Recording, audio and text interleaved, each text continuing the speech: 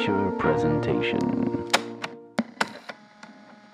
What's up, everybody? Welcome to episode 114 of the Untitled Movie Podcast. I am one of your hosts, Matt Rohrbeck, alongside, he's allergic to tomatoes, but he is tomato meter approved, Eric Marchin. Matt, I want to say something. You know, it was a busy week this week. A lot of things happened. We had the Oscar nominations, which we're going to talk about. You guys can go back and listen to the episode with Greg Miller, which was a live episode. And we apologize for any of the technical issues that we had with some of the audio. You know, it was live. Nothing is perfect. But I think something, you know, really important got lost in that, and something personal and something that was, you know, worth celebrating at least once a year. And that is John Williams's birthday specifically. So I just wanted to wish John Williams a happy 90th birthday, and ask you, Matt, what you did to celebrate the maestro's birthday that day. I did listen to a lot of John Williams on February 8th. I'm not going to lie. Yeah. The only thing that's important on that day. The only Oscar nominations, other things, but John Williams, literally the GOAT, probably the greatest composer of all time, at least for film scores. No one will even come close, but I did listen to, they put out, I think either on his birthday or before that, they put out a compilation album on Apple Music in Dolby Atmos. Everyone should give it a listen. It's very, very good. No, as Eric's joking, it was my birthday, February 8th, everyone. So I share a birthday with the one and only John Williams, which I'm very happy about because he's, like I just said, one of the best composers of all time, composed basically every favorite movie I ever had as a kid and into my adulthood. So yeah, Eric, I turned 33 on Tuesday. Welcome to hell. 33 boys drinking our tea. Are you having some tea as well? Having tea in a Netflix cup. Yep. Now, are you scoring the Fabelmans, though? I got to ask you that. No one wants to hear that. I can guarantee that. Yeah, it's an interesting week. I might sound a bit differently. I'm using a new microphone that I got for my birthday. We'll see how that goes. Thanks, baby. I don't know what voice that was. I posted some stuff on social. You guys probably saw. Nevis made me a incredible. I have it right here. If I can reach it. Rohrbeck International Film Festival guide, where basically she had a wonderful night. Sugo, I had some Sugo, which is an Italian restaurant in Toronto. Got me this hat, got me this dope Bo Burnham inside sweatshirt. And then the Rohrbeck International Film Festival has movies programmed from my friends and family. So probably the cutest thing I've ever seen in my life. I did not expect it at all. Nevis always goes above and beyond, and she is incredible, but it caught me off guard and made me emotional. It was super, super nice. And like Eric, you programmed Hard Target for me. Yeah. Which is a great choice. We watched Nevis's choice. She programmed two different films in the Rohrbeck International Film Festival. We watched Ronin, the John Frankenheimer movie from 1998. With the one, the only Bobby D. Bobby D. A lot of people in that movie, actually. Jean Reno, Sean Bean. Stellan Skarsgård. Great car chases.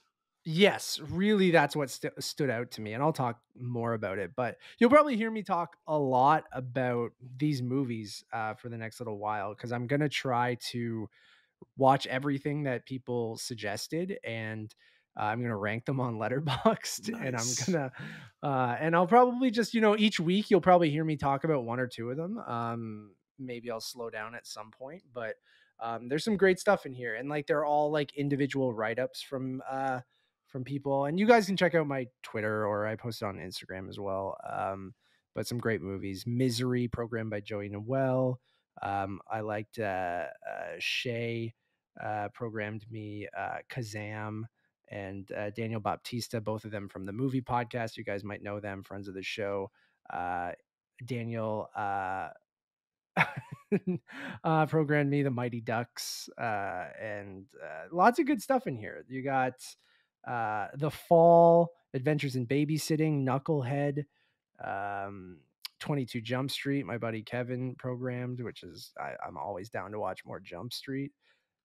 Living in Oblivion, Restoration, Perfect Blue, The Snow Walker, the Lord of the Rings trilogy, because I've never actually watched them. Hard Ticket to Hawaii. Oh God. After Hours, The Unknown Known. So there's some good, there's some fun stuff in here because a lot of it I haven't seen. So that was one of the things Nevis asked if you could. Some people did like a little inside thing of a movie that they knew that I liked that they also like and stuff like that.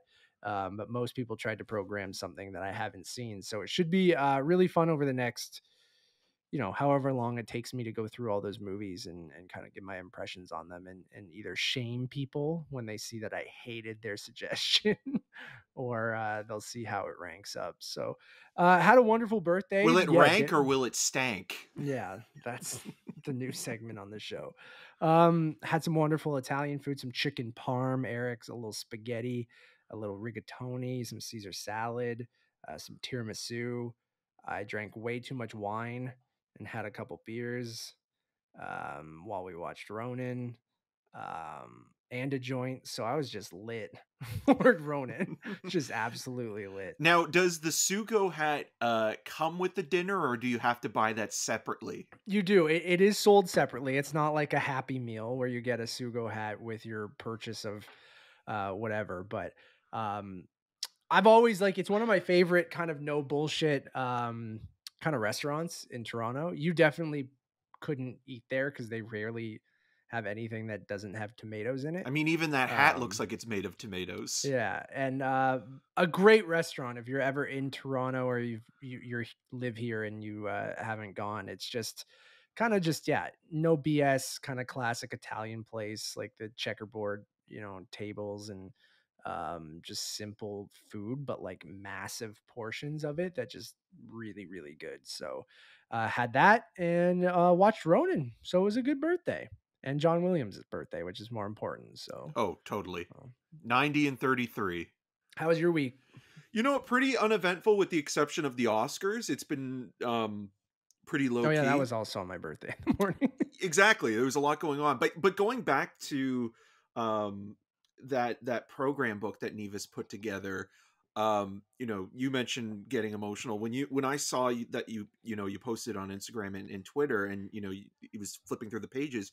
I was just like, wow, that is not only incredible craftsmanship in terms of just curating this group of recommendations together and getting people to do these little write-ups and things like that, but to have something tactile and made and to get something like that is really, really special and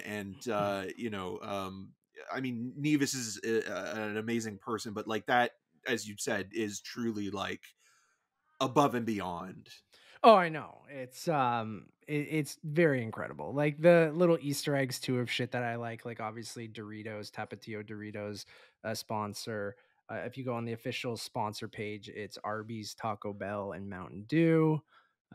Twitch, they live stream all the Q&As on Twitch. I was really hoping, I was disappointed Nevis didn't get Cameron Bailey to record a special video message thanking their major sponsor Mountain Dew and their and it Arby's. Would be amazing. It would be. He liked the tweet, and Nevis was like, "Oh no!" And I was like, "No, that's adorable. That's awesome." That Cameron Bailey, the head of TIFF, the CEO, the newly appointed CEO of TIFF. Congratulations and well earned, by the way. Yeah, but it would be amazing just thinking about that now. If Cameron Bailey was on Cameo. would be pretty incredible. Nevis pays $25 on Cameo to get. I think we all would. I think everybody. I would too. Yeah, I would just make up the dumbest sponsors and get him to do that whole TIFF intro for the most random dumb sponsors, and I would just play it in front of movies that I watch at home, and then show some random L'Oreal ad. That's the dream. Is you have a home theater where you can invite people over and you have your little in jokes. where you run stupid trailers and stupid ads and have dumb sponsors. But Well, especially yeah, for someone like Cameron Bailey, who's so, intelligent and yeah, articulate well and dressed. refined, and and him talking about like, the finest food at Taco Bell. Yeah, it would be amazing. So, yeah, Nevis is incredible. I literally it hit me pretty hard because like especially right now when you're not seeing a lot of people and just getting a nice little write up from a bunch of friends was uh very welcome because as you get older, birthdays are kind of like, okay, I'm turning 33. Like I start to get to a point where I'm like, if it's not a decade celebration, whatever. Like, call me when I'm 40. Right, no, Um, well, getting a call or a text message, or in this case, a beautiful program book, and people letting you know that they either remembered, or they saw on social media that it was your birthday. That I think is what kind of really kind of adds a little extra kind of like pep in your step during your day, and like you don't need the extra adulation of gifts and things like that the older you get. And to your point, like if it's not a decade, turning 30, 40, what have you, it's just basically another day. And that doesn't mean you can't treat yourself, or go out to a nice dinner or spend time with loved ones, but oh no, it's good to yeah, always acknowledge it, but sometimes you're just like, it's just nice it's to know that fine. people remember that you're still alive. Yeah, which I like to remind myself sometimes, especially in the last 2 years, where you're just like, oh man, it's really uh at times just going like, where the have we been? It was like the 2 year anniversary or something of like announcing coronavirus or the name of it, which is absolutely wild. So where does the time go? But Yeah, Vin Diesel's still drinking it too. It's weird. Eric, do you want to get right into it? Do you want to talk about what we've been watching, or do you want to go right into I Oscars, think or we should what? go right into Oscars. I mean, I know we're a little late, but the dust has settled. There's been Nah, we're time to not late. reflect. Let the jabronis come in right after and get their hot takes in, where we've sat on it, we've looked at it, we've digested it, and you'll get the number one and number two Oscar pundit, Matt Rohrbeck and Eric Marchin, to talk about all the nominations and who's going to win and who's not. And we'll probably be exactly right, as well as what got snubbed, what got not snubbed. I don't even know what I'm talking about, I mean, but if you want to actually get like insightful information on the awards process, and you're in every the step right with place. you're in the right place. But I would also recommend going to the filmexperience.net, run by Nathaniel Rogers, Great dude. Great dude. Awards Radar, run by Joey Magnuson, who we've had on the show before, Great Clayton dude. Davis, who is the sort of chief awards film critic over at Variety. There's plenty of insightful and more statistical information out there that they know what they're talking about. We They are, cover this shit like year round. It's yeah, their bread and butter, where we kind of just watch movies and we're like, what's good? yeah. I What mean, did we like? ultimately, I'm just grateful that Lord and Savior Jared Leto was omitted this year for Best Supporting Actor. Ironically, a Jared Leto performance I don't even hate. Not saying that it's like awards worthy. I'm kind of with you, where I'm glad, you know, someone put on a fat suit and did a funny accent and they're like, transformative. We got to nominate this guy. But you want to know Um, what's contradictory about me saying that and kind of always being on Jared Leto's case, because I think he's horrible. I almost would have rather him been nominated than J.K. then J.K. Simmons Simmons. for I'm with you. being in the Ricardos, and I like J.K. Simmons a I love lot. we talked about this exact thing. Did we talk about it on the show or just in person? I don't know. But like Probably probably a both. mix of both. Yeah. But like, or maybe when we talked about being the Ricardos, which we never reviewed, I don't think. I Just 'cause reviewed it for Rogers, yeah, and then we talked about it, I think, on the just main show. yeah, and through Maybe. texts Yeah. and sexts. Yeah. Sorry, Nevis. Only J.K. Simmons said. Sexy Yeah, J.K. I'm with you Simmons. on that. I mean, we can start with supporting actor if you want. We'll probably go all over the place, but And the like, reason why I say that with J.K. Simmons, I know you weren't as big of a fan of Whiplash, but even if you're not a fan of that movie, you can understand why he got the nomination and the win. Being the Ricardos is the in that category is like if somebody were to ask you, in a game of trivia a year or two from now, name all five of the best supporting actor nominees in the 2021-2022 season, he would be the name that you wouldn't remember because it's such a placeholder nomination, and it just is like there's nothing in that movie, like, even though I don't love the film, but I do like all the actors, and even though I don't like their performances per se, with the exception of Nina Adriana, who I do think is the one actor who should have been nominated that wasn't. um it's like the one performance where it's just like it did nothing for Yeah, me, like it I did I nothing. don't understand it at all, and I love J.K. Simmons as well. Now if it was for So like Palm Springs last year, that's what I mean. Like, how does I just don't I get every year is different. So you have different competition, you have different people up for roles, and a lot of it is campaigning and it's it's politics really. So like but he didn't do any I campaigning, which is that is also Judi true. Dench didn't either, which is also Yeah. funny because she was nominated over Katrina Balfe for Belfast. Yeah. But the J.K. Simmons one is pretty baffling in a year where there are other people that you could have put in there that at least would have been more memorable to your point. Many people who are better than him in that movie. Yeah, I understand the nomination for Nicole Kidman. Um, I understand the nomination for did he get nominated too? Javier Bardem, Yeah. yes, for Yeah, he best did. actor. Yeah. Yep. So like I understand that even though I don't like the movie or really either of their performances. It's just like I kind of get that because they're a bit flashier or they're that kind of Well, it's actors playing transformative or famous like people, right? yeah, which they love, right? Yeah. You know the trends. J.K. Simmons, I'm like, I don't even remember him in the movie. I'm like, I know he's in a few scenes. I'm like, I yeah, we don't have to It would spend too be much time amazing on if they it. show an So, Oscar sorry. clip and it's like clip omitted. Just there's no clip. Yeah, we forgot. But that the rest of that category, obviously, two nominees from Power of the Dog. You have Jesse Plemons and Cody Smith McPhee.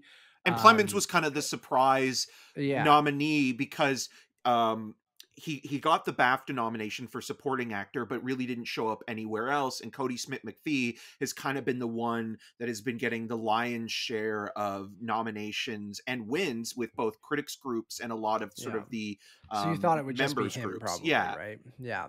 And then I love seeing Troy Kotzer from Coda get a nomination. I think that is awesome. Love seeing him pop up the and first Kieran deaf Hines is actor to ever be oh nominated. really? Yep. That's awesome. That's fantastic. I love Coda. I tweeted this out and we'll get to the best picture nominees, but um I'm not like I'm never one to be like mad at snubs. As I get older, I just care less and less about things. Not in like a bad way, but like in a what I love the Oscars. Let's I know we're at the beginning of this segment, and I should preface this, Spoiler alert. and I know people kind of shit on them or they only talk about what got snubbed. And I know we started with J.K. Simmons being like, "We're mad he got nominated," We're but not like mad. It's just more I'm like yeah, a I know why we're asking. confused. Yeah. We're not mad, we're disappointed. Um, I love the Oscars. I love award season. It's silly. It doesn't really mean that much. You guys have heard me talk about if you listen to this show that like I do think it is an important part of the industry to kind of showcase films that either they're not necessarily small movies, but for the general audience to kind of get their eyes on movies they might not necessarily have just watched when they came out. So I do think there's value in it. And I do think it's an exciting and fun time to speculate who's going to get nominated and see what wins. And like, I remember when Parasite won, that was like a huge thrill. And then you have things like Green Book winning or random ass things winning where you're like, everyone's like, what the fuck? How did that happen? Which makes for like kind of an exciting time. Ultimately, I feel like I never get that mad when movies I like don't get nominated because again, I go back to it's all subjective and you like what you like. And yes, it's nice to see the things that you're passionate about, get recognition from, the industry. But There's certain movies that will never, or it's going to take a long time for them to. And then, the Academy likes what the Academy likes. And like Eric's already joked about, like there are trends that you see where you kind of can expect who's going to get nominated based on the type of role they're playing or the type of movie it is and what year it is and what it's up against. So like it's not always just subjectively the best stuff. It's just I think it is interesting to analyze, and like I will preface that like I think Oscar season is a blast, and that's why I like festival season and speculating. I used to be even more into it, I guess, but like I think I've just grown into I see the nominations. I'm like, cool. I like one movie a lot in the best picture nominees. The rest of them, I'm kind of like, there are a couple that I like, and then a bunch that I just don't care for. But And it there's like one doesn't. you need to see still. Yeah, I know. I'm just like, I just there's a lot going on. No, I know. So anyways, I just wanted to get that. But yeah, supporting actor, supporting actress, we can go right into that. Oh, this is my favorite category because of one name in particular. Yes, yeah, which I'm thrilled about too. So you have Jessica Chastain in The Eyes of Tammy Faye, Olivia Colman in I'm in actress. Yeah. Sorry, Jessie Buckley in The Lost Daughter. This is supporting actress. Ariana DeBose for West Side Story, Judi Dench for Belfast, Kirsten Dunst for The Power of the Dog, and Anjanae Ellis for King Richard. Yeah, we're both thrilled about Jessie Buckley. Like I love both of them getting in for The Lost Daughter. Like Yeah. The Lost Daughter didn't really show up in a ton of places. It had a screenplay adapted nomination screenplay too. nomination for Maggie Gyllenhaal. Which is awesome to see. And her second nomination too, because she was nominated for supporting actress for Crazy Heart, which was also the year that she got nominated for. That was a surprise nomination because she didn't show up in a lot of the previous guilds and Critics' Choice kind of nominations. So I love seeing some love for The Lost Daughter because that was one of my favorite movies of the year. And I just didn't think it would pop up in a ton of places. I know we didn't think Jessie Buckley would maybe get in, and she did, which is a wonderful surprise. Yeah, both Jesse Plemons and Jessie Buckley for I'm Thinking of Ending Things. Yeah, I saw your tweet. Yeah. Great shout out. Another underwatched and criminally underrated movie. Weird, I know, not for everyone, but but great movie. You guys should check it out. The rest of this I'm fine with for the most part. Like I'm kind of indifferent on King Richard and Belfast, but I think both Anjanae Ellis and Judi Dench are fine. I think Ariana DeBose in West Side Story is quite good, and she's probably going to win. And Kirsten Dunst, I think, is good too. Yeah, and also speaking like with Jesse, Plemons, I mean they're engaged, they're a couple, and that seems to also be kind of like a fun narrative thing to do this year with Penelope Cruz and Javier Bardem.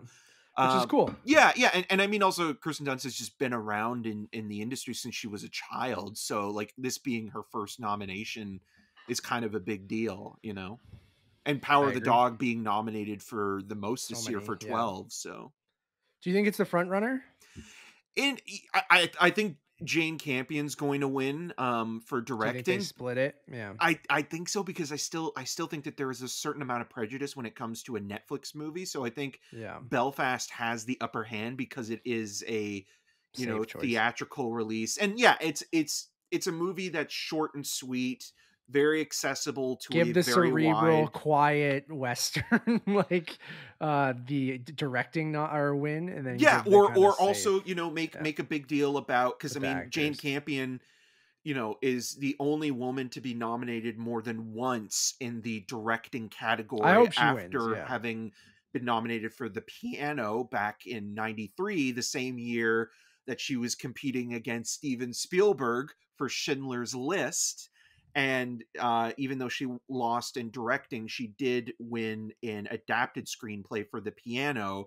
And so this year she's nominated again for adapted screenplay for Power of the Dog and directing, and competing against Steven Spielberg for West Side Story.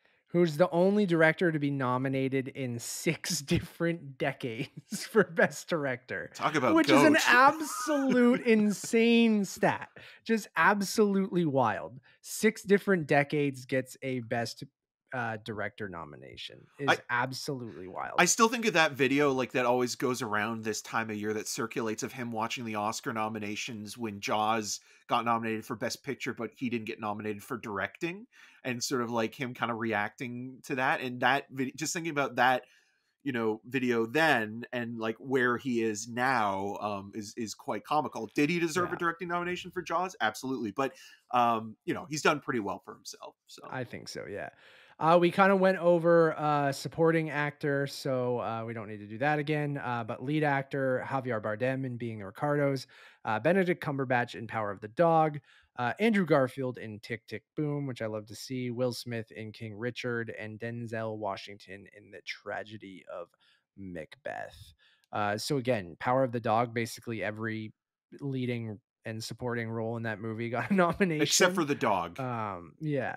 Uh, Again, Bardem, and I get the acting nominations from Being the Ricardos. It does nothing for me, but I get it. Same with Denzel and Will Smith. Like both of those guys are legends as well, in kind of flashier roles.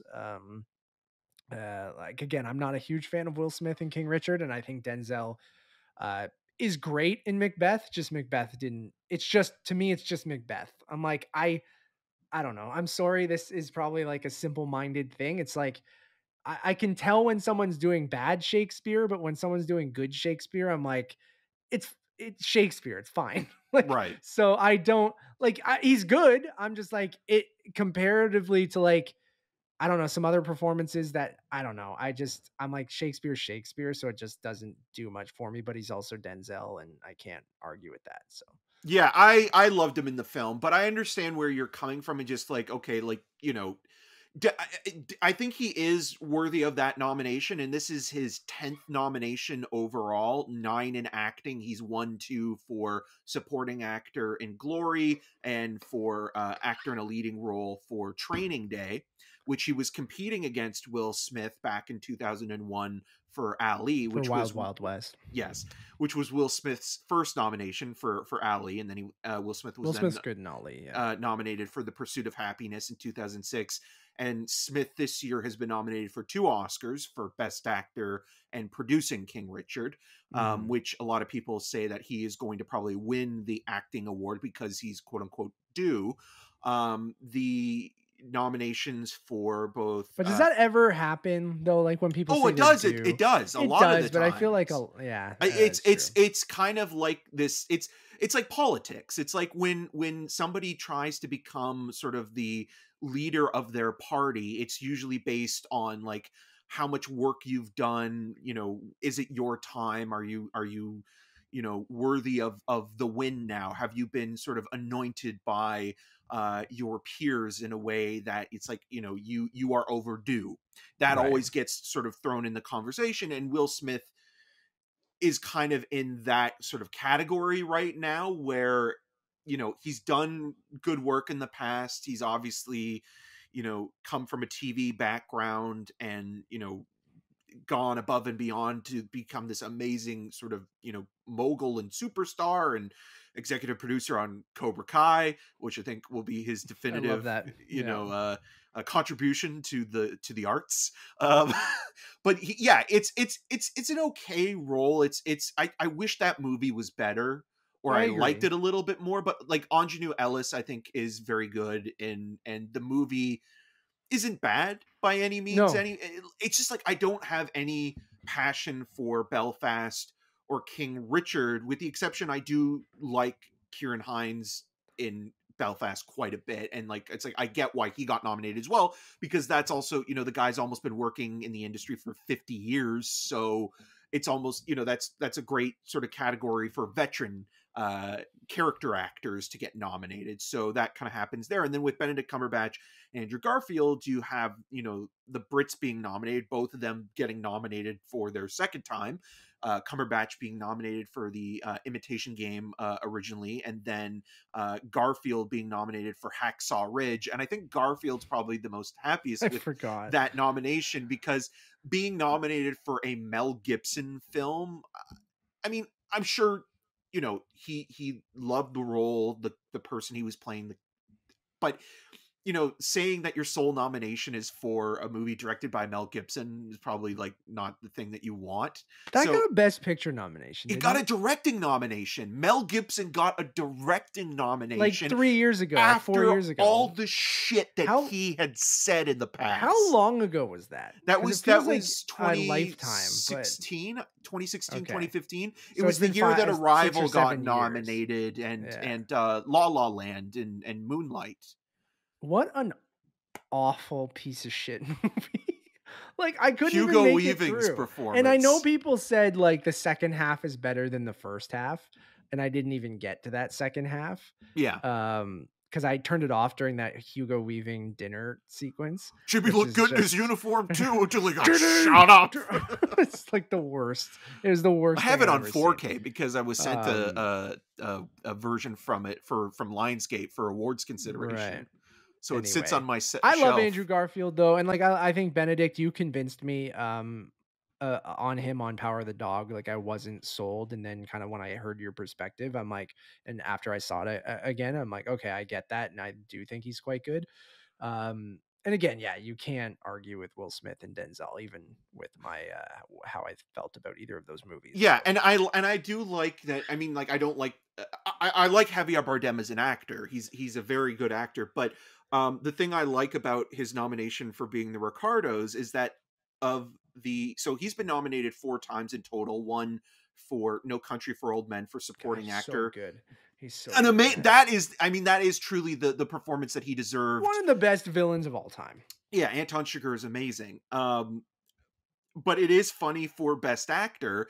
He's been nominated 3 times, and all 3 movies start with B. So Before Night Falls, the Julian Schnabel movie, being the Ricardos, and Beautiful, the Alejandro Gonzalez Iñárritu movie. Nice. Love it. Let's move on. Let's save Best Picture for the end. Animated feature film, you got Encanto, Flea, Luca, The Mitchells versus the Machines, and Raya and the Last Dragon, which I totally forgot came out this year. There's always one of those. Because it came out so early. It was Yeah. like when it popped up that morning, I'm like, oh shit, I totally thought that was a 2020 movie and not a 2021 movie. Some interesting stuff here. I mean, we got to shout out Flea, and we might as well say it's the first film to get nominated for Best Animated Feature, Best International Feature, and Best Documentary Feature. It almost did that. If it would have got that Best Picture nomination, I would have loved to see it because it would have been the first documentary ever nominated for Best Picture. And to get all 4 of those categories, no one will ever do that again, probably. Unfortunately, it went 3 for 4 on those big ones. Did not get a Best Picture nomination, but yeah, Neon didn't really. Neon this year surprisingly didn't campaign. I mean, they sent out the beautiful physical media box sets for people to watch, but they really didn't campaign for specific movies. Or and like I mean, they put a lot of work into Kristen Stewart obviously getting nominated for Spencer because they're it seemed like we didn't do Best Actress, did we? No, we didn't. Oh, my bad. We probably should have done that first. I'm all over the place. Anyways, keep going. But yeah, so like with like even with films like T10, which I know that would have never really have gotten nomination outside of maybe if it made the short list for international film, but it didn't. But I look at like Vincent Linden's performance in terms of like supporting actor, like I think that they could have actually pushed that, and the same thing goes with Flea. Like I feel like they could have really pushed that movie a little bit harder. Like if it went 3 for 4 with barely any kind of press or like a campaigning behind it, maybe it could have got there, right? But exactly. That's my bad. I forgot to go through actress because I went through half of it and then we skipped over. So we'll get back to animated in a sec. I'm sorry, we're all over the place. We're professionals. Yeah, Jessica Chastain in The Eyes of Tammy Faye, Olivia Colman in The Lost Daughter, Penelope Cruz in Parallel Mothers, Nicole Kidman in Being the Ricardos, and Kristen Stewart for Spencer. So Kristen Stewart does get in. Some people thought she would miss out because she missed out on SAG, right? And BAFTA. And BAFTA, yeah.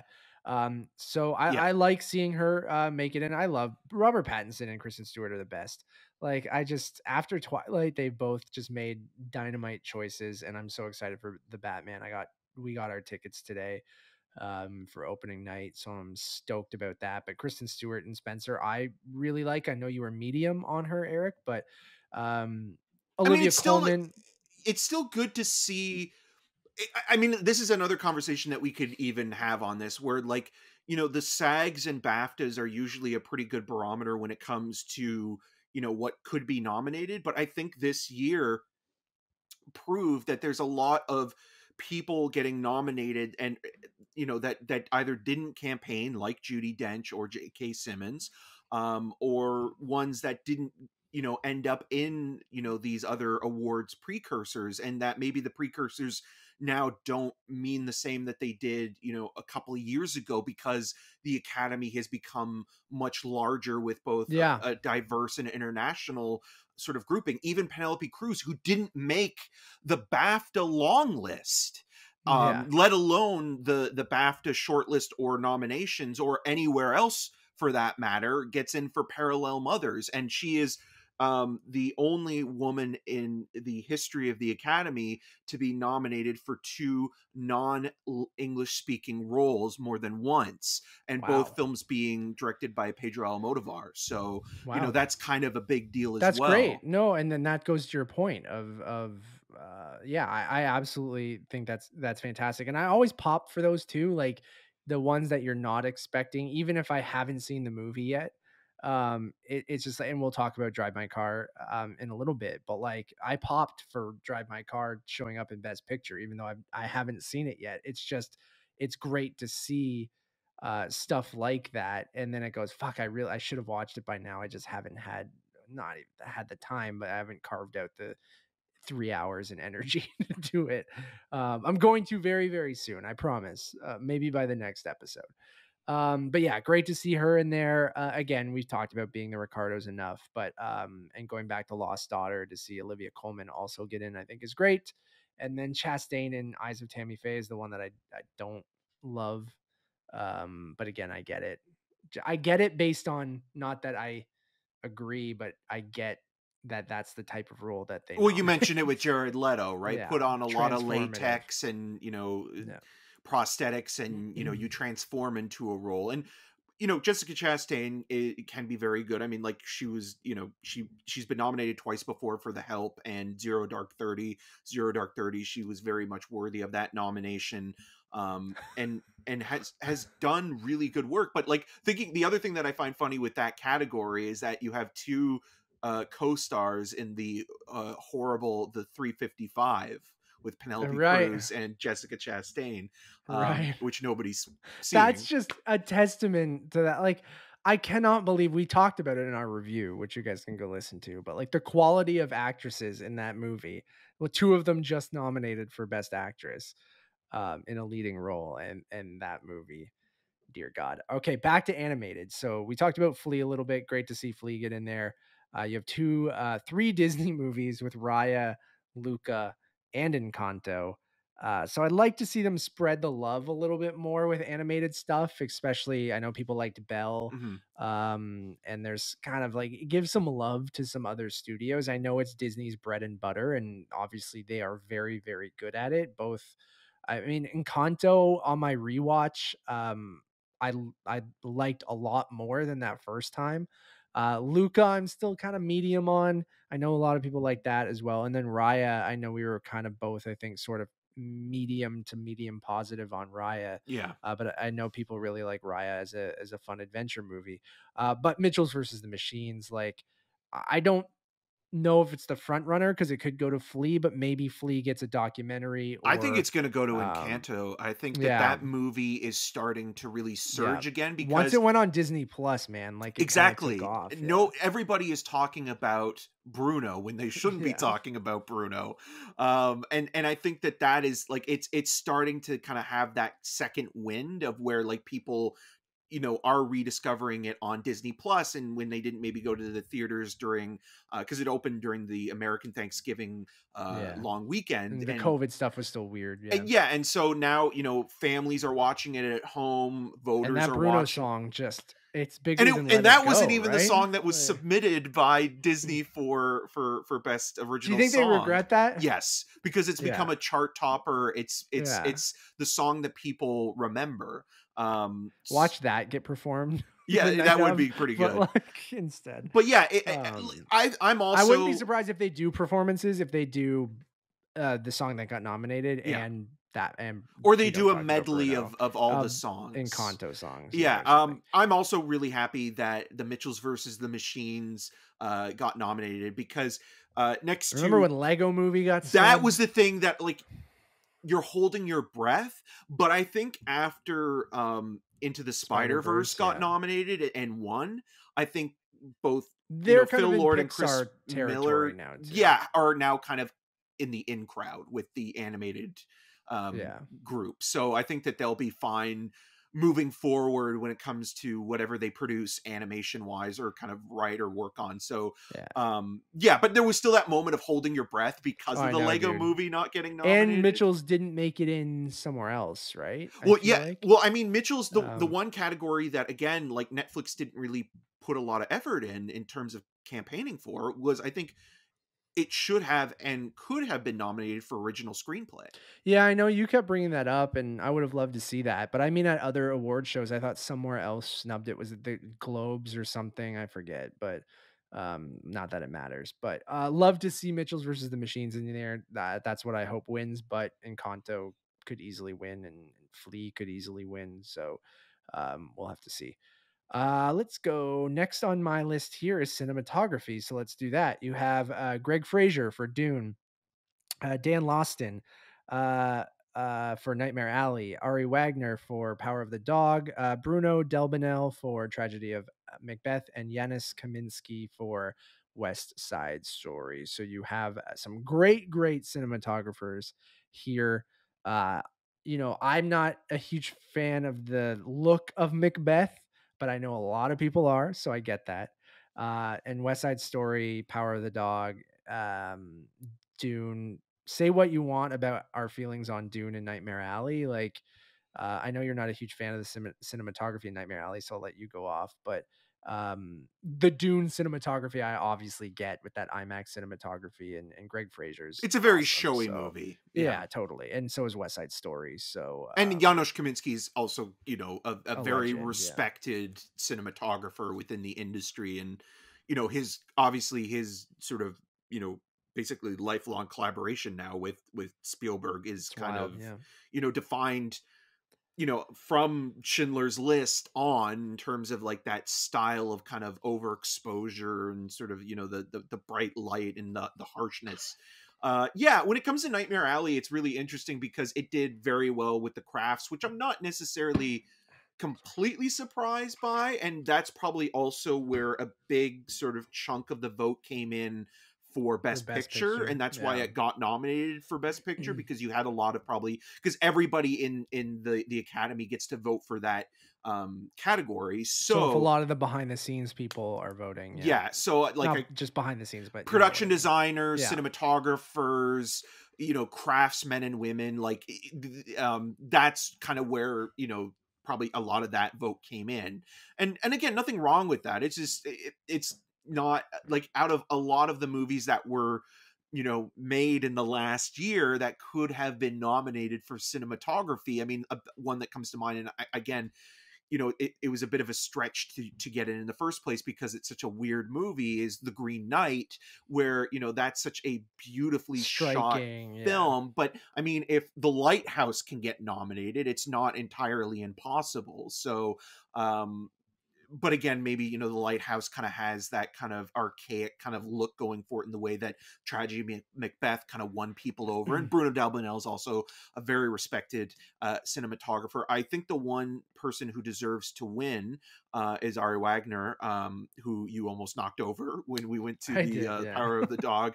I did not junket, though. not on purpose, like you just I got out of her way. Yeah. But if she wins, she will be the first woman to win in cinematography, and she is only some of these things are wild. the second woman to be nominated after Rachel Morrison. Yeah, which was just a couple of years ago, right? Yeah, Or last year, yeah, even? for Mudville, and she Yeah. lost to Roger Deakins, who won the for his first for Blade Runner 2049 that year, Right. which And was then he won 2016 2 or in a 27. row, right? Yeah, because then he won for Yeah. 1917. When it rains, it pours. Well, Emmanuel Lubinski's that perfect example Yeah. where like he literally goes from, winning Birdman and Gravity and like Roma. No, not Roma. There was something else that he won for, because he won like 3 in a row, and like he kept getting nominated and Yeah.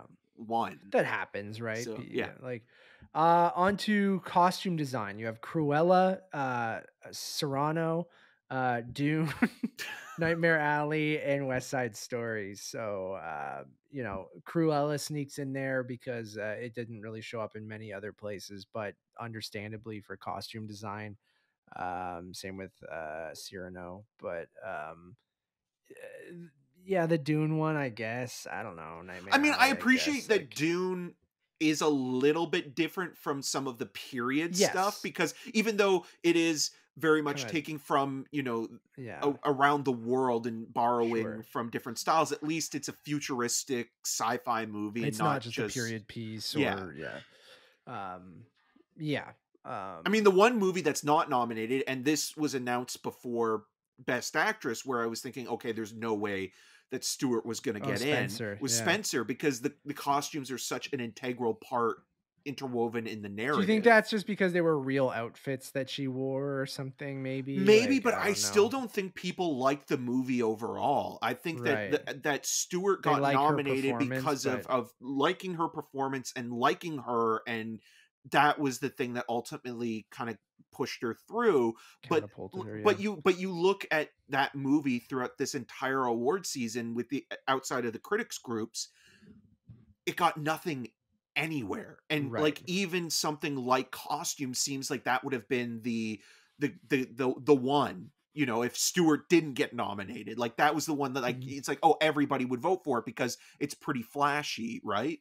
Yeah. And yeah, it's just strange. And again, like even thinking like, Jackie got 3 nominations when, it was nominated. And Jackie a better movie, but maybe because it's not American versus derivative, yeah, British. but like, maybe that Jackie, they're like, it's similar. We don't need to, Jackie was better and it's similar. We don't need to. I don't know. But next on here is directing. I'm just going in order that the Academy has the nominations on their website. So you have Kenneth Branagh, which we just watched Death on the Nile. So you guys can check out that review for Belfast, Ryusuke Hamaguchi for Drive My Car, Paul Thomas Anderson for Licorice Pizza, Jane Campion for The Power of the Dog, and Steven Spielbergo for West Side Story. Um, like I mentioned, the 6th decade that Steven Spielberg is nominated for Best Director, which is absolutely bananas. Eric talked a bit about Jane Campion. I mean, it's cool seeing, I understand the PTA nomination, the Brana nomination, and then the Hamaguchi one was surprising, I think.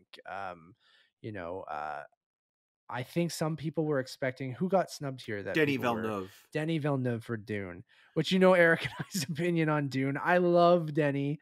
He got nominated for And directing Arrival, and he still got yeah, nominated guys, for producing. part two is gonna come out. He'll be fine. Yes, Like, he got nominated as well for producing and yeah, co-writing an adapted Dune, yeah, screenplay. So for it's not half a like he movie. didn't. So And that's the thing. Like with the Lord of the Rings movies, Peter Jackson didn't get nominated for the Two Towers, and right, so then he got nominated and won because he was nominated for both for Fellowship Fellowship and Return of and the King. And yeah, Return of the King he won. So if Dune Part 2 sticks the landing, Denny will probably get nominated and might even win. So him not kind of getting in there is fine. He'll be yeah, okay. he seems to be, again, a very humble person, and I don't think it doesn't bother him too much, other than, like, I mean, his movie got 10 nominations, so Yeah, for being half a movie, everyone. yeah, So that's pretty exactly. good. Yeah. Like, that's like 20 nominations, really. Yeah, 'Cause Raisuke Hamaguchi, that nomination for directing and adapted screenplay, and the film getting nominated for Best Picture, um, I think is even more of an achievement than, say, Roma or Parasite in Yeah. recent years when it comes to international movies It does feel like a competing. smaller movie Well, than because those, right? it was released by Janus Films, which is a part of the Criterion Collection, and Janus Films has been around forever, and they've, you know, helped kind of release and curate international movies from, you know, Akira Kurosawa to Fellini to Renoir and everyone in But they're not between. necessarily a household name. And they don't have the money or resources to really campaign the same way that Oh, when like Boyhood kind of really took to both critics awards and guilds awards, like IFC didn't really have the funding. And so the thing that made kind of Drive My Car, we're you know, critics, man. was consistent were the critics. Like Yeah. that's where the critics do come into play when it comes to like, oh, you They need to do see make this it. movie. We do make a difference. Yeah. Matt still hasn't watched it, but the ones who did, Yeah, I've seen it good for you twice. guys. So I'm just I'm just so happy that this movie got in there. Do you And think I'll like it? yes, You know me. I think you will like it. I think people keep telling me that. So It's I feel it's like a I will. very good film, and it's one of those Yeah. movies where like it completely and utterly haunts you after you're finished watching it, and you keep thinking about scenes and moments. And we'll talk more once you've seen it. But yeah, I think that the film being nominated for picture and directing and screenplay and international, you know, feature film is kind of, you know, next to Jesse Buckley are the two kind of like standout kind of things of this year. I know my brother Kyle, he texted me and it was like, you know, the Oscars are a joke, but he was like, Drive My Car being nominated was amazing. It's cool. Yeah. So you care when you care, right? yeah, and I think again, like it just kind of opens up the possibilities for the future that even though the Academy Awards, pardon me, are an American institution, movies are an international language. You know, Bong Joon-ho's talked about this. Again, I'm, you know, mentioning people like Fellini and Kurosawa in the past being nominated for awards. And I think that you need to be open-minded when it comes to nominating, you know, people around the world in non, you know, English language movies for more than just international feature. And another really wonderful surprise was seeing The Worst Person in the World being nominated for original screenplay. And that was a movie that a lot of people thought, you know, that might have shown up in an actress in a leading role or directing or places like that. But those were the two kind of international films that seemed to really generate the Every year most has buzz. like a one or two, but you do hope that, you know, it would be more spread out, right? Yeah. But baby steps, I guess. And it is nice to see when those things happen. I will watch it soon. So on to documentary feature. Or who do you think takes directing? Directing, Jane Campion. Jane Campion, yeah, you already mentioned I think that. she's Yeah. gonna win that. Yeah, I don't disagree. Documentary, you have Ascension, Attica, Flea, Summer of Soul, or When the Revolution Could Not Be Televised, and Writing with Fire. So you have Academy Award nominee Questlove. I love to see Hell that. yeah. And that's also exciting because that has been one of the more popular choices when it comes to being nominated or winning awards this season. And usually the documentary branch doesn't nominate the popular Yeah, you film. mentioned that. Yeah. And so him being nominated and that film being nominated and what that means is so important. And I really, really do hope that that movie wins. But at the same time, I also love Flea. And if Flea wins, like that's like, see, that's a good thing to have where it's like you do have multiple films to root for. So I think if either one of those movies wins, I'd be happy. Apologies to the shorts. I just don't know. Well, Riz anything. Ahmed actually got nominated for The Long Goodbye. Did he direct it? He produced it. Produced it. Co-produced it. So he is now a 2-time Academy Award nominee. Good for him. Riz Ahmed. Cool. Film editing, Don't Look Up, Dune, King Richard, The Power of the Dog, and Tick, Tick, Boom. I like seeing Tick, Tick, Boom in here. I think that is... it's interesting that Tick, Tick, Boom did not make Best Picture, which Eric called.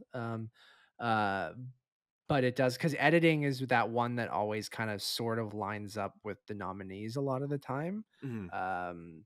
So Tick Tick Boom being that one that did not make it in, but the rest of these did. So I think it was a precursor to seeing Don't Look Up pop up in Best Picture as well. But Don't Look Up Um, has been doing so well during yeah. this entire award season. Like, again, I talked about maybe not taking, the guilds for, like everything, like in terms of like, putting all your money on it. But Sure, but if it it got shows up nominated for everywhere, BAFTA yeah. PGA nomination, SAG SAG, yeah. ensemble, you know, Globes. yeah. So it's one of those kind of movies where, and again, McKay has become Yeah. an Oscar magnet, and But it is so divisive, but I Mhm. mean, Well, even yeah. with the editing, I mean, the editing, Yeah, you you could either look love at it it or and be hate it. like, Yeah. it's It's a the lot of editing for most. sure. It's Yeah, the I know. most. I know it's your old adage of sometimes the most will get you in there, Yeah, right? Or if it's the most in your face, people go, "Ooh, editing." Because exactly. great editing, you're probably not it's not going to stand out because you're just going to enjoy the movie because it's seamless, right? Yeah, Where sometimes with like Don't Look Up, it's really in your face, so you kind of go, "Ooh, editing." yeah. International feature film, you have Drive My Car, Flee, The Hand of God, Lunana, A Yak in the Classroom. That's dope. And The Worst Person in the World. Um, yeah, I mean, I need to watch Drive My Car. I love The Worst Person in the World, so love to see that show up. So, yeah, I think most of these movies I still got to see Hand of God and Lunana, but I also love still need to this see The group. Hand of God and Lunana, and yeah, I think Drive My Car is probably going to win. I mean, just thinking like, Yeah, based on it getting a Best Picture yeah, nomination and stuff like that. Yeah. I mean, that's when those become sort of spoilers unless they go that route of going, well, we'll give it to Flea because it didn't make Best Picture, but then that could screw over Drive My Car later because it's probably not going to win Best Picture. So I don't know. They sometimes do that, but rarely. It's probably just the easy choice would be Drive My Car because it got nominated for Best Picture. Um, I mean, obviously, you mentioned T10, which didn't even make the short list. Petite Maman, another movie that we love that didn't really show up anywhere. no, and that's another Um, one that like Neon again is releasing in the US and Elevation Pictures in Canada in April. so I just don't think many people even thought about it or Yeah, what. and it's so weird that like Celine Sciamma's movies kind of like both Petite Mama and Portrait of a And Lady on Portrait, yeah. Fire kind of are these hugely critically acclaimed films at the festival season, and whether it be Berlin or Cannes, and then into the fall season, and then the the studio doesn't push them. Like, she should have been nominated for directing and writing, and like Petite Maman should have been nominated for editing. Like, it's just like, it's really weird because, like, again, like there's only so many that can kind of like really break through, and I guess for Neon it was Flea and The Worst Person in the World that they kind of put more focus on when those movies were starting to Yeah. really Especially gain because Neon traction. puts out a lot of international stuff too, Yes, right? yeah, So, I mean, domestically. yeah. So yeah, they kind of have to put their chips in. They only have so many chips.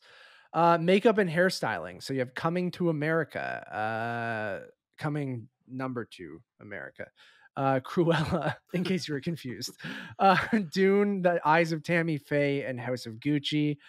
So going back to Eric's old adage of the most, you have House of Gucci and Tammy Faye. House of Gucci's one Um, nomination. yeah. Because Lady Gaga was Um, considered a front runner and actress in a leading role because she showed up everywhere when it came to all the precursor awards. mhm, And so mhm. now you have House of Gucci and The Eyes of Tammy Faye with the most latex competing against one another.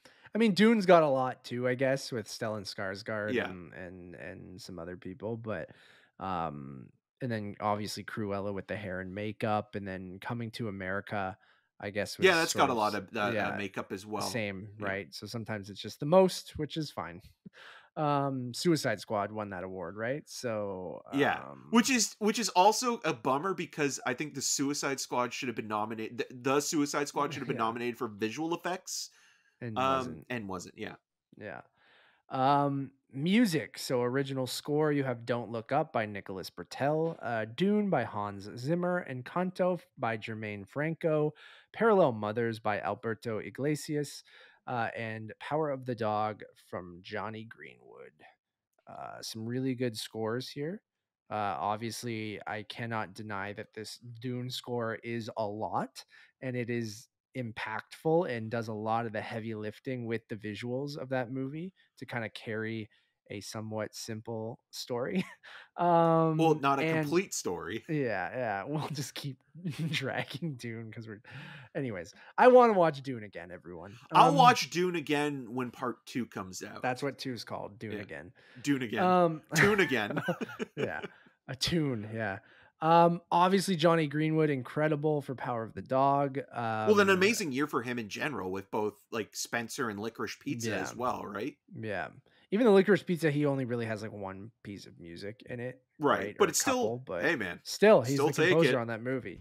I love Nicholas Bertel. Obviously, the Succession score is on repeat in my head like 90% of my life. Well, what in his stuff Um, with, Barry Jenkins and Yeah, it's Moonlight great and too, right? Yeah, Moonlight score is incredible. So like I don't go back to the Don't Look Up score. Like again, I've softened quite a bit on the movie. I like it obviously still more than you do and others, but like it's a movie that I'm like, okay, I enjoyed. I don't need to like champion this movie or like I don't think of his score really when it comes to anything in that movie. But and then Encanto, a piece of music came on when Nevis and I were having dinner on my birthday because we put on movie scores.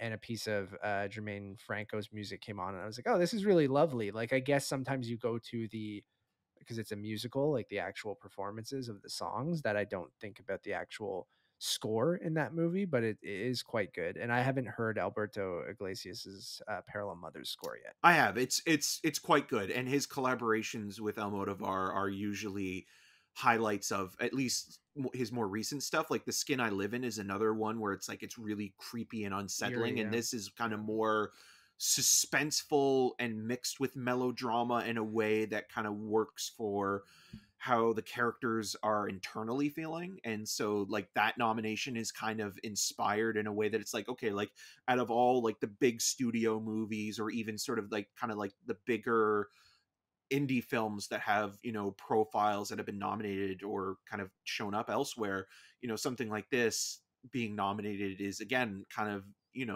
a nice change of pace. Yeah. I hope. I don't know who will win. Probably Greenwood or Zimmer. I mean, Greenwood is, I guess, pun intended, the underdog in a lot of ways because he is still kind of considered an outsider within the music branch because he's a rock star first, composer second.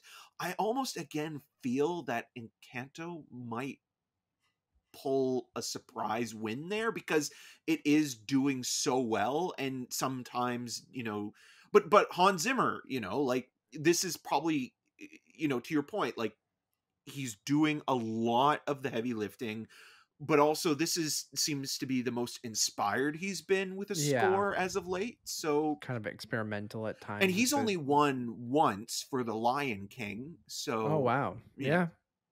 Cool.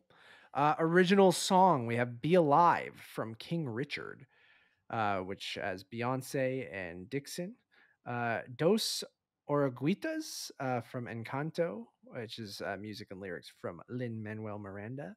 Down to Joy from Belfast from Van Morrison. Anti-vaxxer.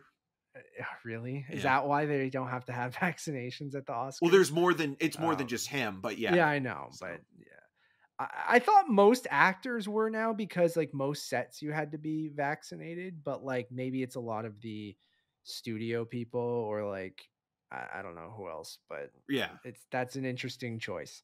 No Time to Die from Billie Eilish and Phineas O'Connell, and Four Good Days by Diane Warren. Sorry, Somehow You Do from Four Good Days. That's which Diane Warren has been always nominated. One. What is Four Good Days? So Four Good Days is this? Is it another like religious movie or something? No. Diane Warren is like always the bridesmaid, never the bride thing, and she's Okay. been nominated a ton of times for everything. Like she wrote Okay. Armageddon, the song for Armageddon that Aerosmith sing, like that. Oh. Like she's known as like one of like the go-to pop music songwriters. Okay, cool. And so whatever she puts her name to usually I just don't know what that movie is. The movie is is basically like this drug addiction film that nobody saw last year that played at Sundance in 2019 that starred Glenn Close and Mila Kunis. And it's about and I think Glenn Close is either playing her mother or grandmother, and it's her I do remember in those emails we get, for Critics' Choice. I do, or we got, this is a song we got a piece of. Yeah, and we got like the an autographed song, thing, from Diane right? Warren, yeah. I was like, I opened that poster or the music sheet, and I was like, I don't know what this movie is. It paid off. Yeah, it paid off. Yeah. But it's just it's more her than like I guarantee like nobody saw that movie. Like maybe they listened to the song or what have you, but nobody saw the film. Absolutely. Like I haven't even seen the film. I'm gonna watch it. See everything. Yeah, and it was like one of those movies that Vertical Entertainment releases a lot of crap. Not that they don't only release crap, but they do release like a lot of like even like the horrible Bruce Willis movies. And so that was kind of bought by them late in 2019 for a release, or 2020 for a release this year. I think it came out in like the early spring, and it just kind of like came and went. Yeah, so. Fair. Production design: Dune, Nightmare Alley, The Power of the Dog, The Tragedy of Macbeth, and West Side Story. All of these make sense to me. Yeah, they're all kind of, I mean, maybe with the exception of The Power of the Dog, because it's sparse. But sure. But it does, like the interior of the barn and things like that. But like, even though I'm not the biggest fan of Nightmare Alley, and neither are you, the production design makes sense. Yeah, I agree. And even now, I'm not a huge fan of Macbeth because the style just didn't work for me. But I understand why that clicks with people. There are, they're all boring, but there's a lot of them. I disagree on that one, but I'll throw that in there. Animated short. Sorry, don't have any opinion. Short film. You already mentioned the one that Riz Ahmed produced, The Long Goodbye. I'm not trying to disrespect them. It's just I need to watch them. We haven't seen any of them, so for us to comment on them, wouldn't be fair either. Yeah. Sound, which is new. Is this the first or second year? The second year. You're combined sound the two editing categories. And sound. Just sound now. Best sound. Belfast. It's just Dan now, Dad. It's just sound now. Belfast, Dune, No Time to Die, The Power of the Dog, and West Side Story. So No Time to Die shows up here. The only other place it shows up, I think. Billie Eilish, I already mentioned. I said other place. Yeah, that's what I meant. Cool. I think Power of the Dog deserves this because it's so sensual. Sure. This one goes out to you, Bronco Henry. I had my memories of Bronco Henry candle going. Well, speaking of memories, I think one movie that actually really does deserve to be in that category that is getting the weirdest release is Memoria. Yeah. Yeah. I mean, that is one movie that is, again, narratively speaking, focused on this is sound. Integral. Yeah. Yeah. Visual effects: Dune, Free Guy. Sure. Academy Award nominee, Free Guy. No Time to Die, Shang-Chi and the Legend of the Ten Rings, and Spider-Man No Way Home. Only nomination for Spider-Man, only nomination for Free Guy, only nomination for Shang-Chi. So you got 2 Marvel movies, a Bond movie, Dune, and I'm assuming it'll just go to Dune unless they go, oh, this is where we'll give Shang-Chi or Spider-Man. No, this is where the Suicide Squad thing will happen, where in makeup, where like in visual effects it'll be Free Guy will win. There is a lot of effects in Free Guy. Yeah. And again, like it just bothers me that like the Suicide Squad, which just on Starro alone should have been nominated for that sequence. I agree. King Shark. Like, what the hell? Yeah. Free Guy makes no sense to me. Like, again, a perfectly mediocre movie. fine movie. Like a disposable Disney Plus afternoon, kind of throw it on and you go, oh, it was fine. And then you move on. Yep. But visual effects, like, I don't know. Give it to Spider-Man. He only nominated one place. So writing adapted screenplay, Coda, Drive My Car, Dune, The Lost Daughter, and The Power of the Dog.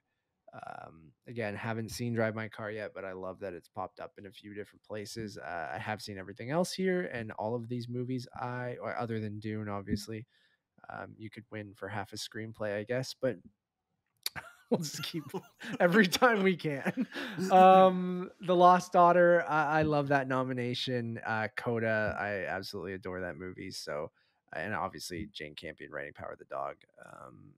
These are all cool. Yeah. Who do you think takes this? That's a good question. Probably. I mean, I think if Jane Campion's gonna win for directing, and she's already won for screenplay in the past with The Piano, I don't know if I'd they love want them to give it to The Lost Daughter, but I don't know if they will. I just think it's too, like, I think it's win is the nomination. Like, it's one of those movies that has kind of, it did better than what a lot of people expected it to do, getting 3 nominations, but at the same time, it's just, I almost feel like they could go with Coda because it is the feel-good movie, but I think they could also make a big deal it's and probably go not with, going to win anywhere else. well, I think it could. I think Troy Kotsur could win. I think I it would could love be a big that. moment. I But think that but would then be again, I great. could also, I mean, Cody Smith-McPhee has been winning a lot of the Right. awards, so I think it's down to those two in that category. But yeah, I don't think Dune is going to win, and if it does, people love half a story. I guess. Original screenplay, you have Belfast, Don't Look Up, King Richard, Licorice Pizza, and The Worst Person in the World. The one snub for adapted, would it be adapted or original? It would be adapted as being the Ricardos, right? Like Sorkin not making it in. That would be original. It would be. See, this is It's what considered an confuses me, original. Yeah. because it's about real people, but it's not based on anything other than the real people, so it's original, right? Which is Yeah. why something like Licorice Pizza, King Richard, and Belfast, which have elements of real people's stories, right? Yeah, historical elements Yeah. interwoven into a narrative that isn't based on pre-existing It needs to be source like material. a play or original source material. Yeah, Okay. and I mean the one, I think the one in play, a TV show, adapted movie. screenplay and also supporting actress that a lot of people were thinking could show up was Rebecca Hall's Passing. That didn't get nominated anywhere. So yeah. So Sorkin gets snubbed other than just the acting nominees in there. Like, it makes sense for something like Don't Look Up to make it in here, but which it did could make win. It up. Yeah. If you're going by, a lot of the times the original screenplay win I always like that award, because I feel like that's when they do give like a weird movie an award, or like something that didn't get nominated in other places, or something that is truly original. Like, that's where I would have liked to see T10 show up, or something like that. But I'd be fine with, Or Petite Maman or something like that. Yeah. I'd be fine with anything here, really. I do have this cautious optimism that Anderson might win it, because including this year, he's been nominated now 11 times, never won. And the first nomination for anything, or just for nothing. Screenplay? He's never won anything before. 11 nominations. Wow. His first 2 nominations came from the screenplay categories for Boogie Nights and Magnolia. And so if anybody is kind of quote unquote overdue, to be recognized and not just a nominee, at this point it would be him. So give him something. So yeah, and give the movies something to go home with. So I think that, like, he does have a shot, but also, again, the ones that are the most or extra always win. Yeah. And Adam McKay's movie does a lot of talking and a lot of talking throughout the entire thing, and it's more, I mean, shouting than anything else, but yeah. And then the big boy, Best Picture, So you have Belfast, Coda, Don't Look Up, Drive My Car, Dune, King Richard, Licorice Pizza, Nightmare Alley, The Power of the Doog, and West Side Story. So 10 nominees, right? Yep. One, two, three. Yeah, full Yeah, on this 10 nominees. is Yeah. the first year that it wasn't since the option to have 10 nominees back in 2009 um were sort of introduced again, because it was something that happened in, I think it was like the 30s or 40s. I can't remember when the 10 nominees were originally introduced, but when it was reintroduced in 2009, it was up to 10, but because it was a preferential ballot, A lot of the times you had 8 or 9, right? yeah, or even 7, or yeah, or yeah, 8. And so now the new rule is it has to be 10 films. Oh, okay, that's why. Yeah. Okay, cool. Um yeah, I mean, I tweeted this out and I'm not like upset about these 10 movies. It's just that for me personally, my personal tastes, um Coda was the only thing here that cracked my top 25 of the year. And that's not saying anything. That's just, what I like. But if you go through the movies like Belfast, you can check out our review for like most of these. Belfast, I think we're both sort of on the same page that it's totally okay. Like it was perfectly enjoyable, but nothing more for us. Don't Look Up, I probably was the most high on when we first reviewed it, and I still like the movie. It's just it kept going lower and lower when I was looking at other stuff throughout the year and where I wanted to put things. Again, I keep saying I need to watch Drive My Car. Dune, everyone knows our opinion on that. King Richard, another movie that I'm like, it's totally fine. I'm mixed or mixed negative on it. Licorice Pizza, I'm probably more mixed positive. Like, I like that movie. I have some huge issues with it. I've watched it twice. I do have a weird, like, it's the one movie out of this group where I'm like, could watch that again. Nightmare Alley did nothing for me. Probably the Oshawa movie, represented in Best yeah, Picture this year. probably the movie I like the least on this group. Like even Dune, and Nightmare Alley are probably the two movies that I actually don't really like or Well, did Dune, not like I'm them. willing to give the Yes, benefit of the I doubt when agree. it But comes when we to. watched it, yeah, I Yeah, know no, what no, you're no, saying. no. I still think as of now, it's still only half a movie, so it's like, how can you award Best Picture to half a film? Yeah, I agree. Where with Nightmare Alley, like, It's a full movie and it's not a good one. no, and like, I mean, it's fine, it's okay, it's, and I like I know Guillermo, you, and but you liked it more than I no, did. no, no, But I don't even love it, but what I'm trying to say is like, I understand it from the point of view of a technical kind of thing when it comes to production design, and even though I didn't like the and cinematography, that like can carry you to a Best Picture though, and right? So that is the film, like that benefited the most, because there were a lot of people that thought like Being the Ricardos would be nominated for Best Picture, because the biggest chunk of all the branches within the academy is the acting branch.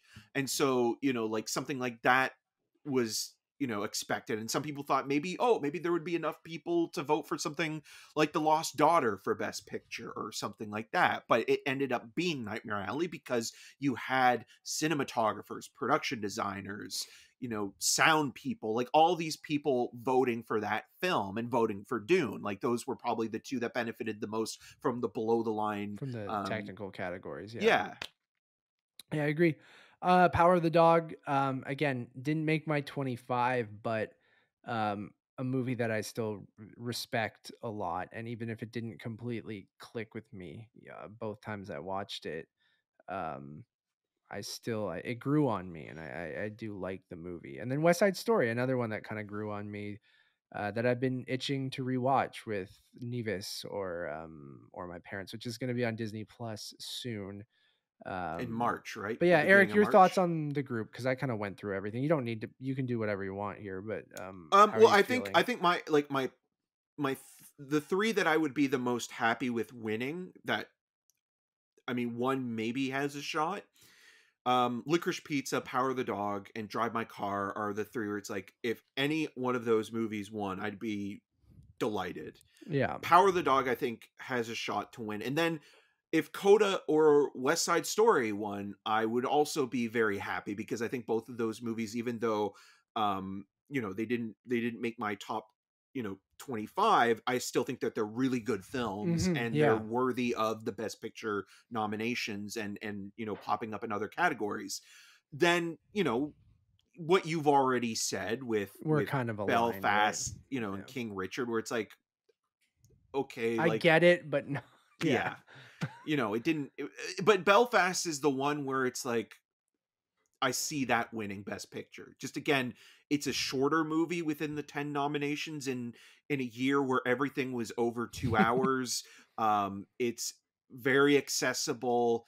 Everyone, at least if you're not passionate about it, it's You at least passable. liked it, yeah. And like, even us talking about it, like, we didn't maybe necessarily love the film, but it's fine. It's cute. Yeah, I wouldn't be mad. Like, it's not one of those movies No, where you would just forget though that it Yeah. won. I mean, it's like The Artist, where like nobody again, remembers perfectly fine when I saw that at TIFF, and I've but then never you had look a at the other desire to movies that think- were nominated that I year, and you're know, just like, Social Network, right? or the movies that weren't nominated, like Drive.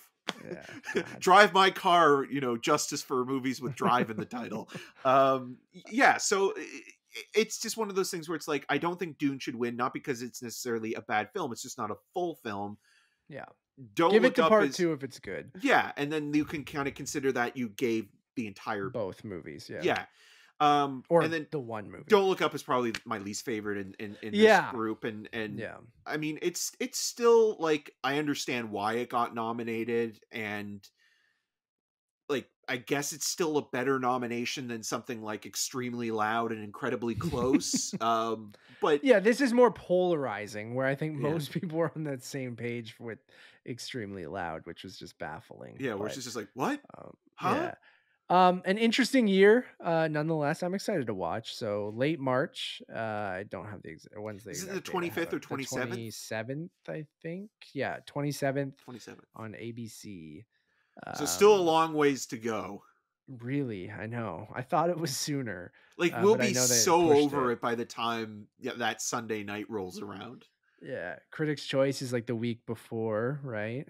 Yeah, And which is then, also the same night as the BAFTAs, which is also kind of funny now, because the BAFTA nominations and the Critics' Choice nominations didn't completely align.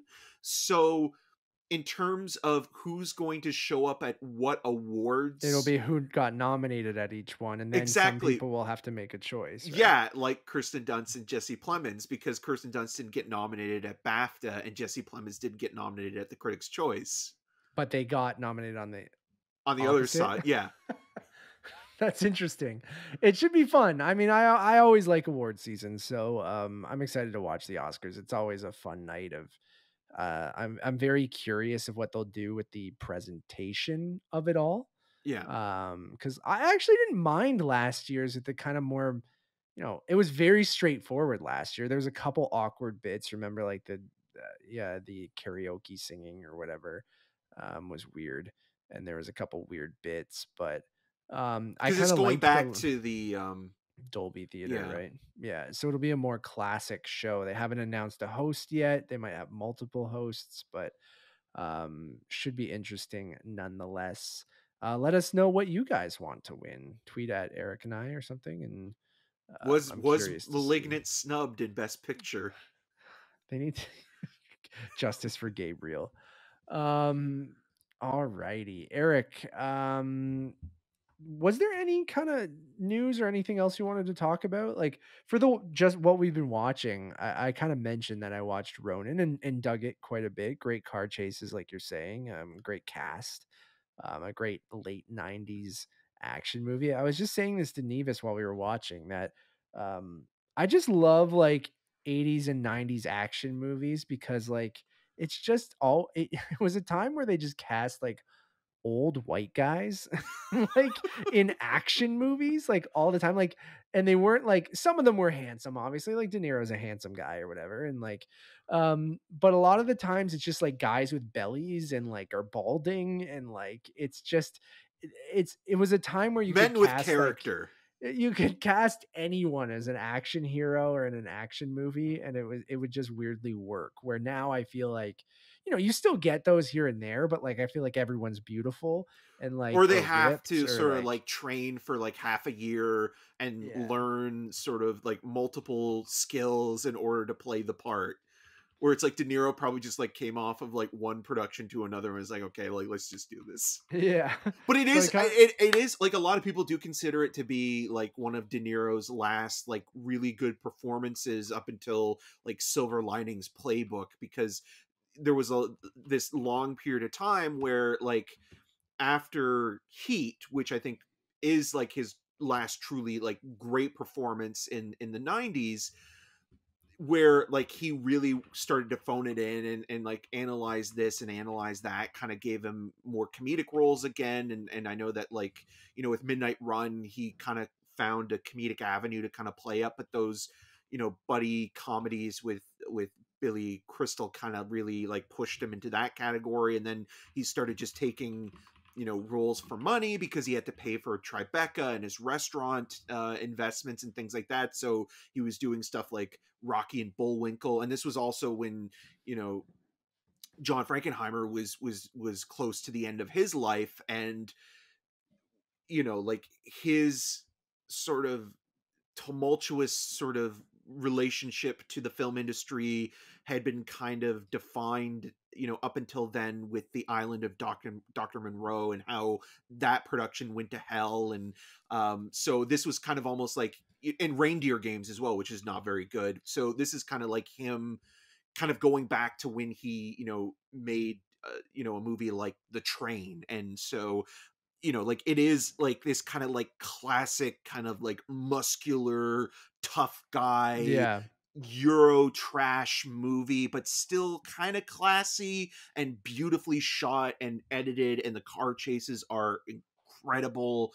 And Almost go on a little too long. oh, they do. Oh, they're so Like, self-indulgent. It's like they're the so pod racing yeah. in Phantom Yes, Menace. where you're like, holy shit, this is still going on. But And I'm I not, don't like, mind it because it's yeah. so good, but I totally understand that criticism There too. was a point where I turned to Nevis and I'm like, this is a long ass car chase. Yeah. And that's like, you haven't watched Book of Boba Fett yet, but there are some moments in the finale of Book of Boba Fett where I'm like, okay, we probably could have chopped this sequence in half. Still exciting, still fun.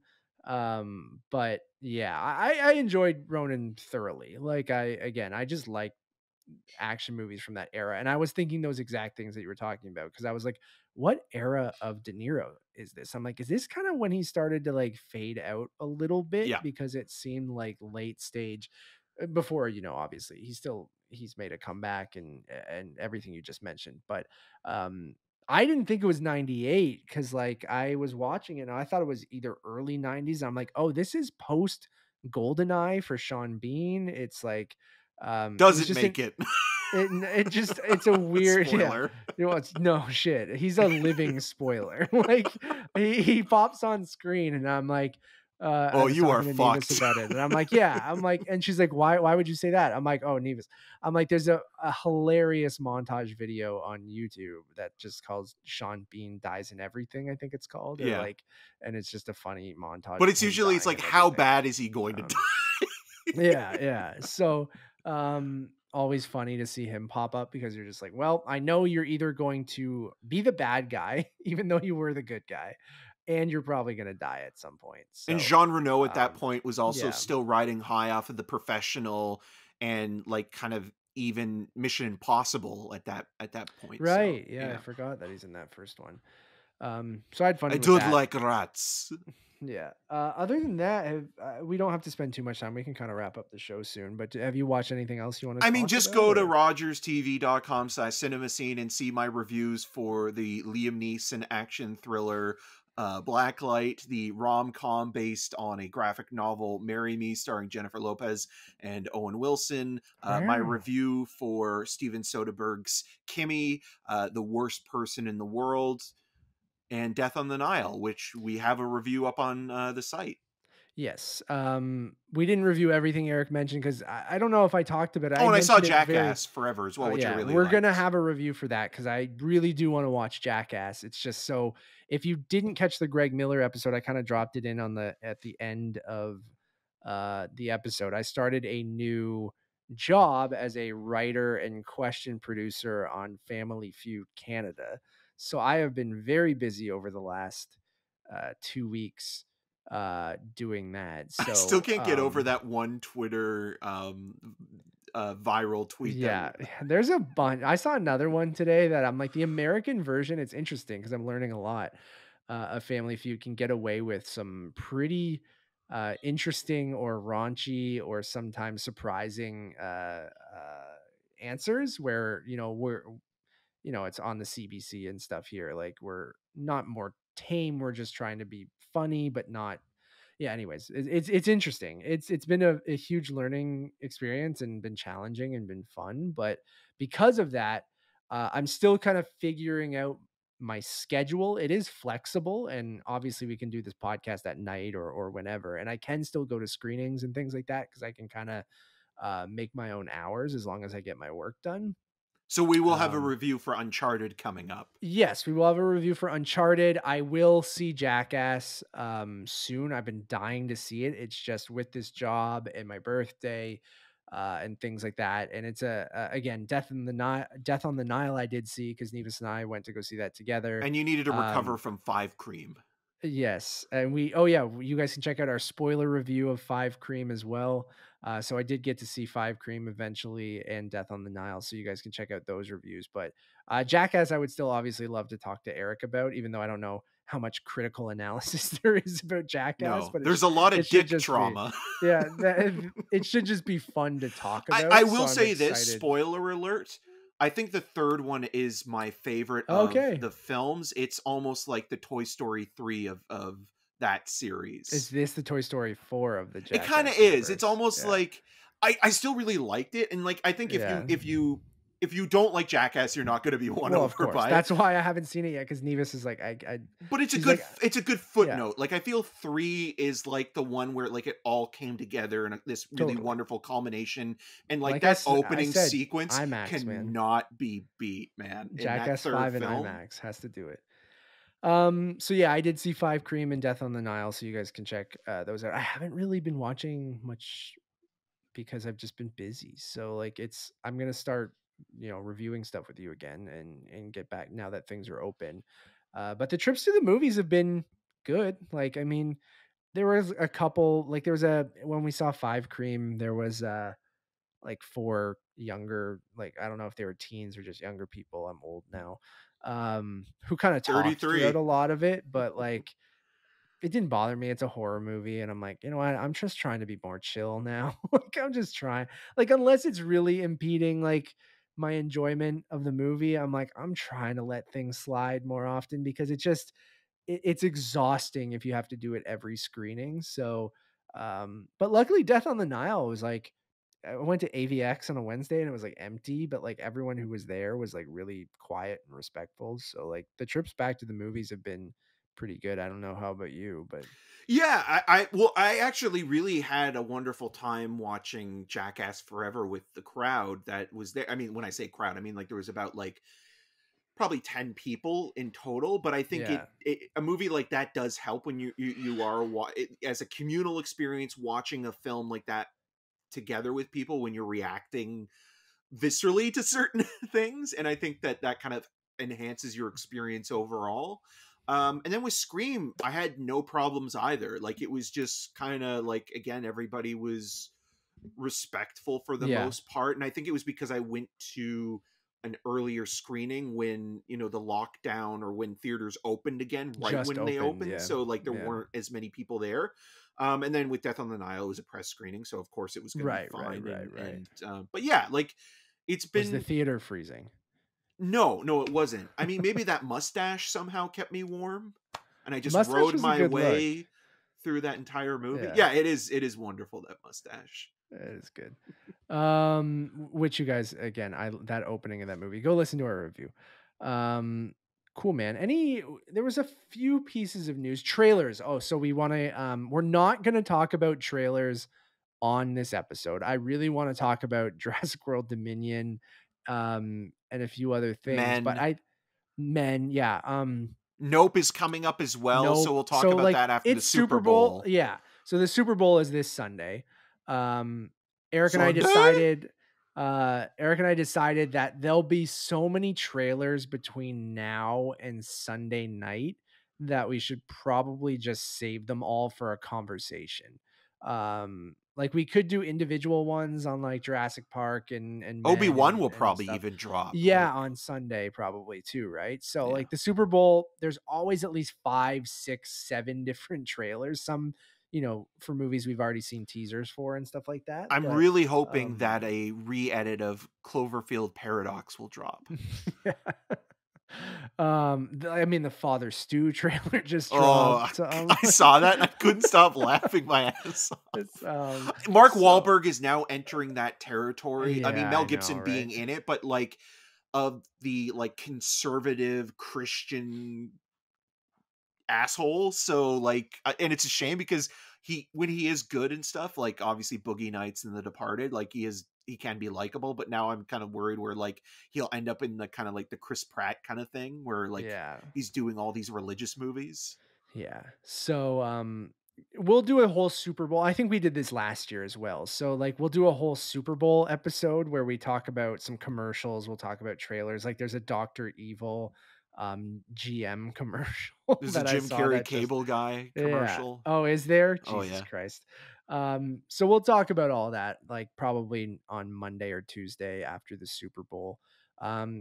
Quick news stuff. I can just kind of scroll Well, through. speaking of John Williams and Steven Spielberg, it was announced that David Lynch is going to Right, be and the co-starring in Fablemans. The Fableman, and rumor is that Love he it. is going to be playing John Ford, which kind of makes sense because if it is semi-autobiographical, Spielberg has always talked about trying to sneak onto like the Universal lot and try to meet people like Alfred Hitchcock. So, for him to cast David Lynch in a role like that, I mean, if it is a role like John Ford, I think that'll be interesting. But also, him working with directors in acting roles previously with, Sir Richard Attenborough in Jurassic Park and Francois Truffaut in Close Encounters of the Third Kind.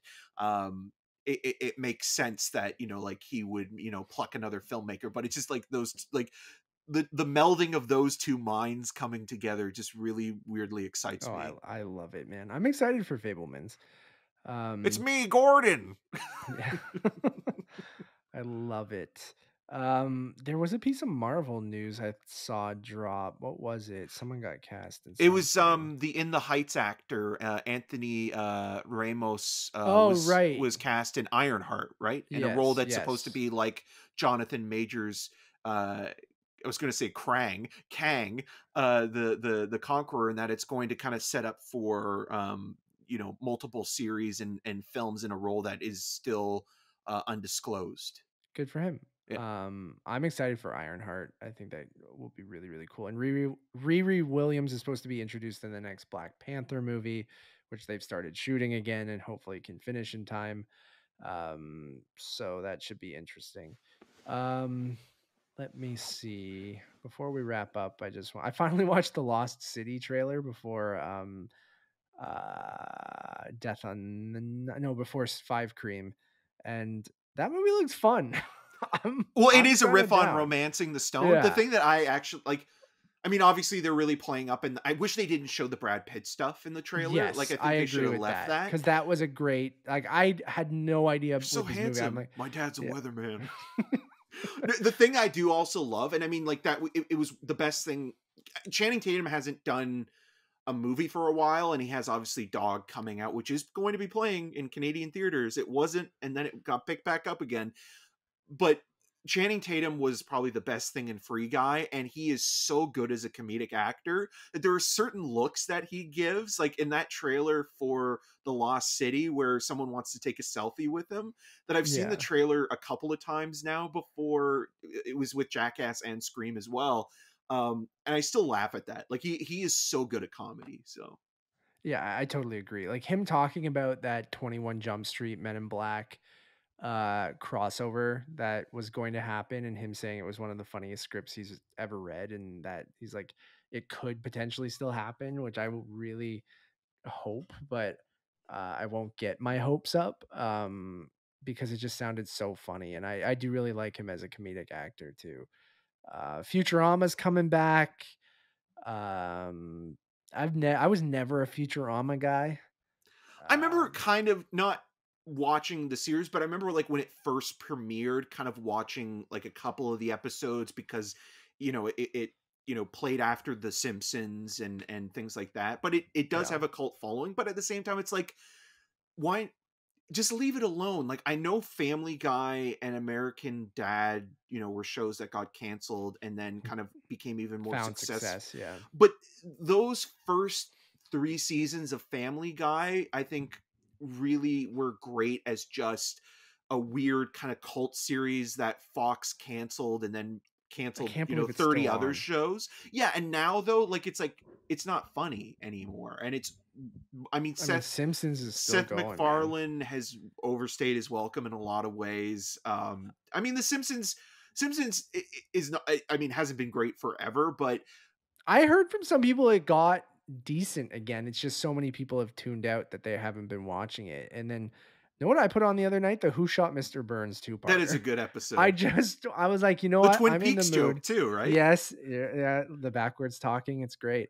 Um, The clues. the clues. That episode is fantastic, and it just reminded me that The Simpsons rules. But Yeah, there was that um, sweet spot in oh, like season 6 through like 12 or something, yeah, right? where Like, it's untouchable. It's yeah, unpeachable, Matt. Like it it's was so so good. good. Yeah. I think it was like season 5 to maybe even 15. There was like a 10-year arc Lisa needs of this. braces. Yeah, Dental plan. it was so good. Paddington 3 production we brought up. So Paddington 3 looks like it's going to come out either next year or the year after. Love to see our boy come back. Obi-Wan Kenobi, May 25th, got a release date on the 45th anniversary of the release of the original Star Wars. So, to Eric's point, probably going to get a trailer at the Super Bowl this Sunday. I wouldn't be surprised if they did another one of those Marvel sizzle trailers for the Disney Plus show. So, we might get, Moon Knight, She-Hulk kind of Will you sizzle lose reel your thing. mind if like Watto shows up. yeah, or the voice of Jar Jar. Watto? I think there's a Hey, possibility Obi. there's a possibility Jar Jar shows up. Yeah. Well, I there's the possibilities are endless. I mean Watto I would lose my mind for, but cuz he's on Tatooine, what is Watto up to? What is Jar Jar? I know they've written about him in like books and he like there was like a really depressing thing where he just becomes like depressed and homeless, I think, or like Makes because he sense. yeah, I don't know. Zack Snyder's Rebel Moon cast Charlie Hunnam, Jaimin Hansu, Ray Fisher, and more. And it started from his scrapped pitch for a Star Wars movie. It looks like Star Wars and Dune from all the concept art that I've seen. That would be a So, good title for a movie, Star Wars and Dune.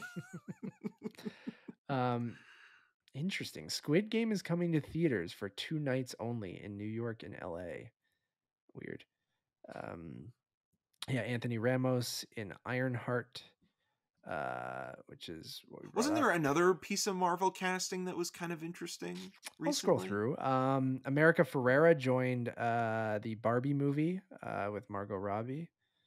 Um, that Bel Air serious remake for It Peacock is almost looks really, like something you would see in like a movie or TV show that's like the series Bel Air is like a fake series.